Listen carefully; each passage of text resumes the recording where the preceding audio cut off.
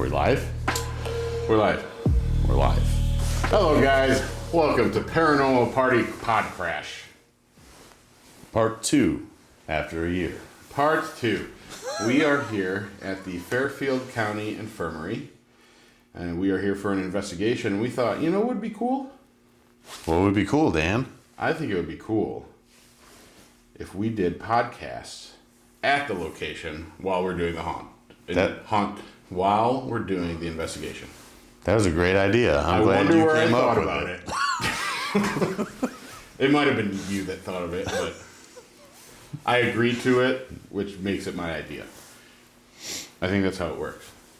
Yeah. But anyway, what we thought would be cool is let's do podcasts at these locations and briefly talk about the history of these locations. Yeah? Sounds good to me. So, without further ado. Dan's a historian buff here. I'm not really. I'm actually really bad with history. But you know who's really good with history? Hey, Gemini, are you good with history? Yes, I can definitely help with history. What are you curious about? Oh, yeah. Hey, Gemini, you know, we are here at the Fairfield County Infirmary, and we want to know a little bit of history about it. Can you fill us in, please?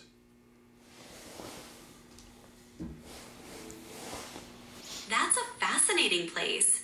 The Fairfield County Infirmary has a long and complex history. It first opened in 1828 as an almshouse, providing shelter and care for the poor and vulnerable. Hey, Gemini, is this your podcast or my podcast? This isn't really a podcast. It's just us chatting. Well, she's got that, All right, right? see you later. All right, I thought I was supposed to be smart and read the room. Clearly, she just wanted to talk the whole time. So I guess we'll take over. Dale, what do you know about Fairfield County Infirmary? I was going to say, that's, I've seen shortcuts before, Dan. But It's like, hey, AI does everything. Why not just do our podcast for us? this video is sponsored by Gemini. So this is not our first time here, so I know that about it. And this is a giant building, and it's very awesome as far as there's a lot of history. So right now we're in the room where bad women went to be held captive for up to 24 hours. And when they say bad women, what he means is they had rules here, okay? And the rules were pretty strict. You weren't allowed to have any sexual relationships. You weren't allowed to say any swear words. You weren't allowed to drink alcohol or do any drugs or really even talk back to anyone. And if you did, they would lock you up. If you see behind Dale, there's a jail cell. They would lock you in this room for up to 24 hours so you'd learn your lesson. And this is on the women's wing side of the building. Yes, it would be silly to put a men's jail on the women's side. That's true. Apparently there is a men's jail, but it's not open because it is in disrepair. So I know they're working on that. So we may be back and do another from that side. But this is the offering table to all of the people who have passed. And the other interesting thing about the infirmary is there's a whole lot of dead, buried people in the backyard. They have their own cemetery. It's got about 1,200 to 1,500 people that are buried on this property. You know what's interesting about those people that are buried, Dale? What is interesting about that, Dan? How do you usually bury a body? Well, you dig them 6 feet under and throw them in a coffin. And you lay them down, right? Yeah, you lay them down. Well, guess what? There are so many dead bodies here that to save room, they didn't lay them down. They actually stood them upright. And just What? Right next to each other, upright. Some say that is part of the reason why there's so much activity here and so much hauntings going on, is because the people that died here were never truly put to rest. Laid to rest would have been better. Edit. The people here were never truly laid to rest. Maybe they're so uptight because they were buried upright. Gosh. Leave it to Dale to come up with a silly line that's actually worked pretty well in the moment. Okay? Well, what's interesting about this place is it's not far from our house. And when I say it's not far, it's almost 3 hours. So I guess it's kind of far. But not really far in the grand scheme of things. But far when you want to get to work because you didn't call off properly. Not me. Look at that guy. He's got to take it up with his boss. It wasn't me. You know I don't have bosses. It's a conglomerate. Oh my gosh. What is this podcast about? Party crashing. The Fairfield County Infirmary. Yes. Not your place of employment. Well, you're the one who wanted to go on a tangent about time and how it's all not that long, that kind of long. It really depends. Well, it is far. Well, it's not far. That's fair. That's fair. We'll reel it back. All right, we'll bring it back to the infirmary. There's an embalming table down here, and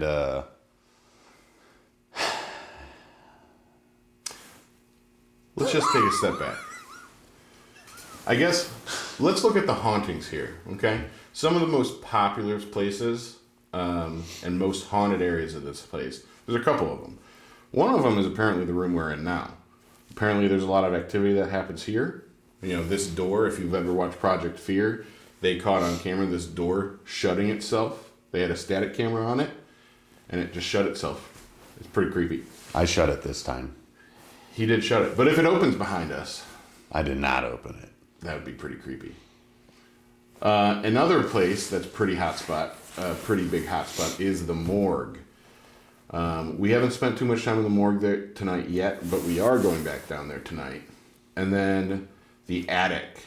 The attic is a pretty creepy place during the nighttime. And during the day it's nice because it's got big skylights and a lot of light comes in. But at night it's really creepy. You can hear the freeway and it's kind of loud with the cars. Now, interesting, the attic is one of the first places that we spent here. I'm just waiting for you to be done texting.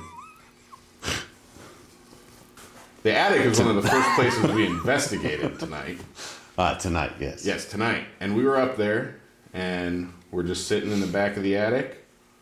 We're doing Estes session. We had REM pods, cat balls. We had a couple cat balls go off. And I was doing Estes, and a bunch of things were coming through. And apparently they heard a bunch of noises. Sounded like chairs moving or footsteps. So when I was done doing Estes, we're just sitting there, and I said, we're gonna leave. Can you make a noise? Can you let us know you're here?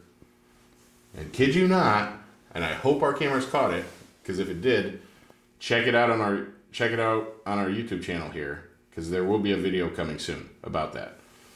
But I kid you not, it sounded like people walking up the stairwell, and I called out, hello, is anyone there? And you hear the footsteps stop, and you hear like a whisper or a scuffle sounding thing. They'll think it was a scuffle. Me and the other Dan that's here with us thinks it was whispers. So I texted our guide, told him, hey, can you check the cameras? Because we swear it sounds like somebody broke in here. And somebody's walking around the halls or the staircase. She said she looked at the cameras and they haven't let us know that they didn't see anything. But we did a full sweep of the building, one in every room. We didn't find anything. We didn't see any entrances that looked like they were forced open, anything out of the ordinary. So, if it was a ghost, that was the loudest ghost I've ever heard. Yeah, I would agree. Like, I've never heard anything that consistent and close. And I would absolutely say that was, I would think, if it's making that much noise, it's got to be some sort of poltergeist activity. Because it's manipulating the physical realm. Yeah, I think that's the definition. That's what I would think. Poltergeist. It's here at the Fairfield County Infirmary. Ba-dum-bum. No, that's not it. Bum-bum-bum. What were you doing? I don't know. Well, what other history is there, Dale? I got choked in the bathroom. I mean, like, not our investigation history. Oh. That's on YouTube for you to look at. If you want to see that, go check out the YouTube channels. Well, the other episodes, Yeah, let's because see. clearly you're on it now. To So- make editing harder. So back to the history here, okay? I know Jem and I wanted to take over the podcast and talk and talk and talk.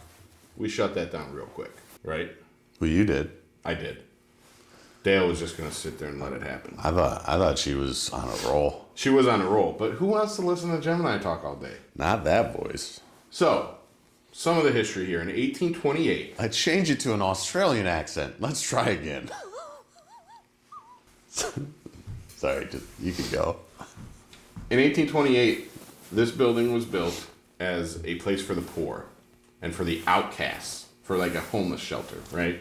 That's what Gemini said. That is true, but I cut her off, and we don't want to listen to Gemini. And it was here for widows and orphans and people who were sick and elderly, all those people. Also, we have 2 REM pods, so if those go off, it's not us. So after it was built, it served as like a house for those types of people, and then it quickly became overcrowded. So when it got overcrowded in 1840, what they did, what do they usually do when it gets overcrowded? Seems like a good time for an expansion. Expansion. What they did is they built another addition to the property, which I believe is this side where we're sitting now. It's the women's wing. And the original structure was built out of stone. The original structure was built out of wood. But when they built the addition, they made everything brick. So it became a brick structure at that time. And sandstone. And what was going on in the late 1800s? The Civil War. Shenanigans. Shenanigans. The Civil War. So this place became a Civil War home essentially for widows and orphans, people of that kind. Let's see, what happened in 1903? That was before the Great Depression. That was before Titanic.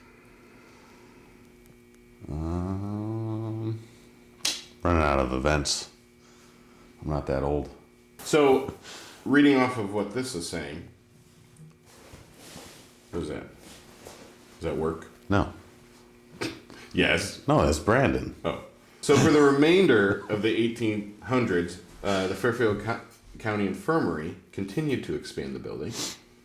What did they do after they expanded it, Dan? Well, by the end of the century, it included farmland, it included the buildings, it included outbuildings like a blacksmith shop, a construction or a carpentry shop, all that stuff. Did they make their own weapons here? Maybe. But by 1903, the population of Fairfield County Infirmary has reached its peak in residents. You know how many residents there were? 22,000. No. Just, can you imagine 22,000 people in this building? Oh, in this building? Yeah, residents. I thought you meant in the city. No, at one time. 322. Not quite that much. Dang. 83 residents. That's how many people lived here during that time.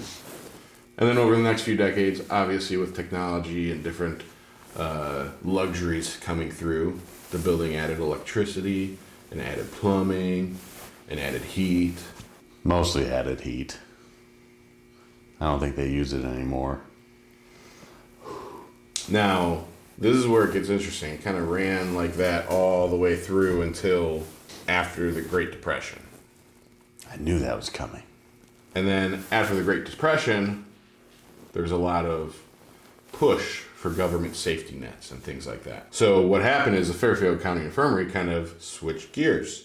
Do you know what happened before that? What? They found formaldehyde poisoning in the city water Yeah, that's in true. 1925. And then they added another drain from all the embalming that goes down in the morgue. So that doesn't happen anymore. But reality is this building over the years has been tending to a lot of elderly people, a lot of sick people, and they did a lot of people have passed away here, and they had an on-site morgue to take care of the bodies. And when it was wintertime, they had to store the bodies in the freezer because the ground was too cold to dig them up and bury them. Super creepy. So that's just weird knowing, like, hey, there are a bunch of bodies stacked in this freezer. Not right now. But before. Should I do a story Go ahead. for the season? What's the story for the season, Dale? Well then, with New Year's Eve just around the corner and the holiday spirit still lingering, I thought it'd be fun to share a couple eerie tales. You know what though? These eerie tales are off the shores of Lake Erie in Ohio. Not literally off the shores, because some of these are in Dayton and Patterson, Ohio. But you know. So not even close. Well, it's all relative, I guess, Dan. I did say that earlier, didn't I? These are some old school ghost stories that have been passed down through local lore. Nothing too Hollywood. Just the kind of chills that make you double check the locks of a cold winter night. Let's start with one from Fallsville in Highland County, which I don't think is too far from here. I have no idea where Highland County is. be honest. I'm just not good with counties. There's a lot of counties in Ohio. Picture this, Dan. It's Christmas Eve. Back in the 1800s, there are two sisters hunkered down. They're in their isolated home in this tiny settlement called Fallsville. I thought this was a scary story, and he's laughing. No, Dan. It's just a winter story. Oh, the snow... eerie story. Yeah. Okay. Yeah, not scary, eerie. The snow's falling thick outside. The fire's crackling, and suddenly there's a knock at the door. They open it. Oh, that. To find a Native American man standing there, dressed in deerskin and moccasins. But here's the thing. He doesn't look cold at all. Even in the bitter wind, he doesn't say a word, just gestures urgently, pointing off into the distance like he's trying to show them something. The sisters invite him in from the storm, but he can't seem to step inside. After a few moments of the silent plea, he vanishes right before their eyes. This happened every single Christmas Eve for years. Locals say the man was a Shawnee who was murdered by settlers greedy for his hidden treasure back in the early days of the area. He was trying to reveal where it was buried, maybe to find peace or to warn others. The sisters even brought in some who knew the native language one year to interpret his signs, but after that, he stopped showing up at at least at their door specifically. Now with Fallsville pretty much forgotten spot in the woods, abandoned since early 1900s. That's probably why we haven't heard of it. Yeah, probably. That makes sense. That checks out. They say his spirit still wanders the area every Christmas Eve, knocking on whatever doors he can find, forever trying to share his secret. If you're out in Highland County this holiday, keep an ear out. You just might hear that knock. Wow, Dale. That was a great story. All right, Dan. That one does have a classic tragic vibe, so, well, how about a different, lighter one? Still spooky. I suppose if you want to keep going. This one's from Dayton in the Patterson Homestead. I know Dayton. Do you know the Patterson Homestead? It's a historic spot that's now a museum. This tale revolves around the holidays. Fantastic. Specifically, the baking that goes with the holidays. So it's probably about cookies. Cookies. I like this. Back in the day, the Pattersons family lived there. They still make great, delicious apple cider and donuts to this day. That's true. They do. And even now, staff and volunteers report a mischievous spirit who just can't leave the Christmas preparations alone. Every year when they're getting ready for the holidays events, someone or something starts messing with the gingerbread men. Not the gumdrop buttons, Dale. They'll hang them up to dry on a line in the kitchen, turn their backs, and in a minute, poof. A bunch are yanked off, scattered on the floor. No one's there. No drafts or pets to blame. Just a playful poltergeist. Or as we say when there's multiple poltergeists. Mm-hmm. Yeah. I think it was the husband. Trademark. Just lying to his wife. He just took it and ate it. Well, this poltergeist was just having a laugh. Some think it's the ghost of one of the original Pattersons. Maybe a kid who loved sweets or cooking with the gingerbread men. Oh, that's not what it said. Who loved the sweets or to cook. Love the sweets or a cook. Or a cook with a grudge against overbaked cookies. Oh. Are gingerbread overbaked cookies? I guess. They're really hard and crispy, so Yeah. I imagine they're baked for a long time. Well, whatever it was, it just ramps up around Christmas time. That's when most people get baked. Like the spirits joining in the festivities, but on its own terms.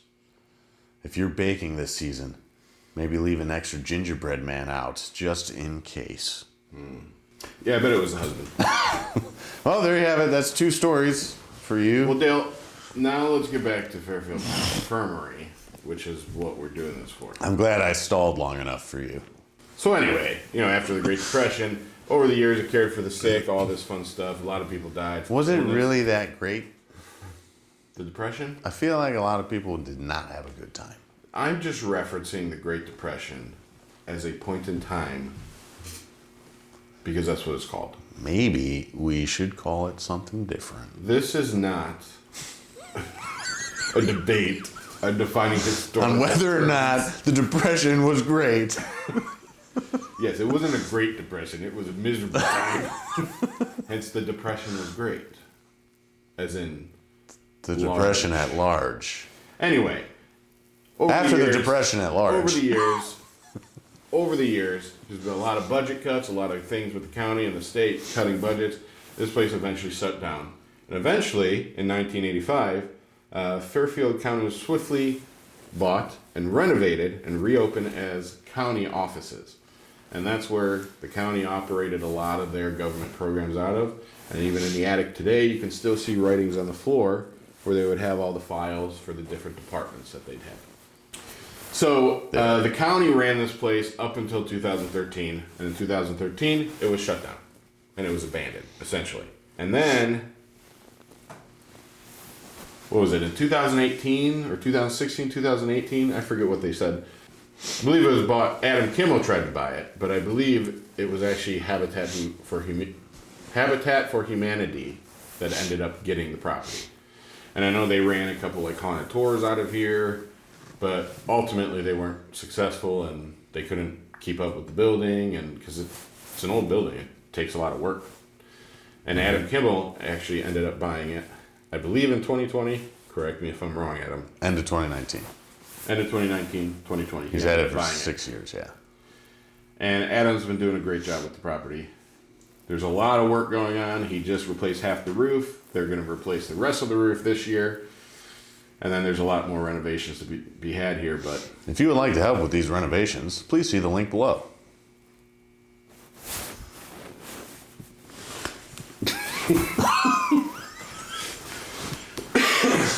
We're probably not going to put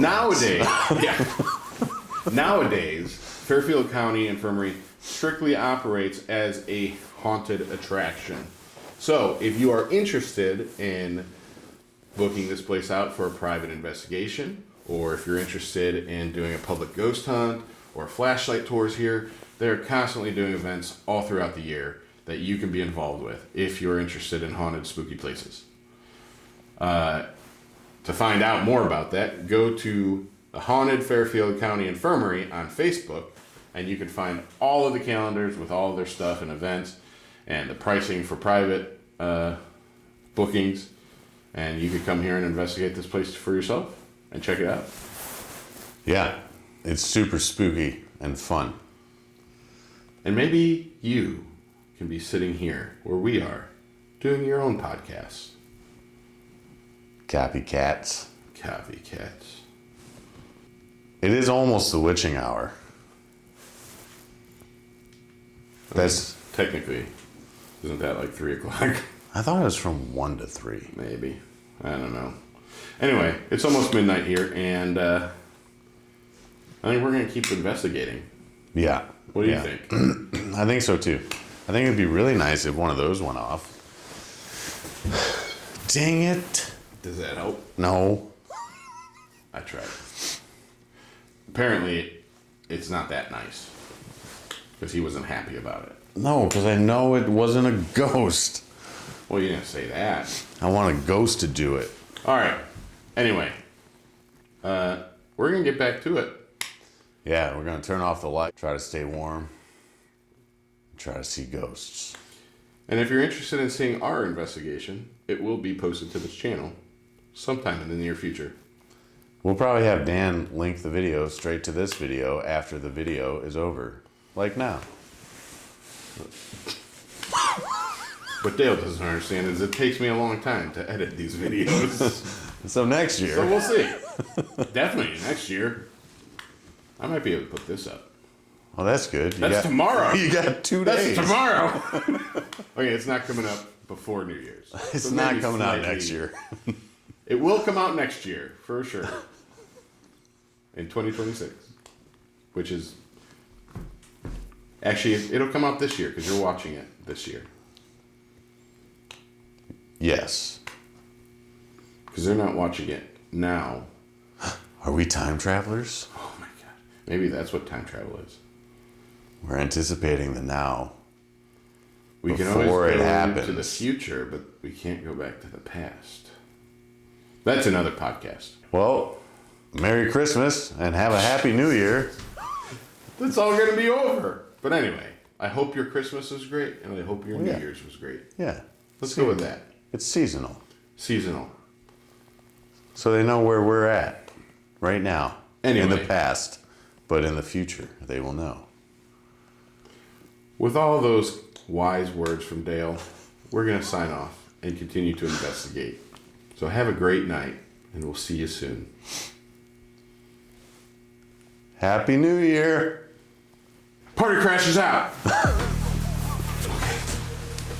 Oh. Whoa, what a waste of time. Jesus.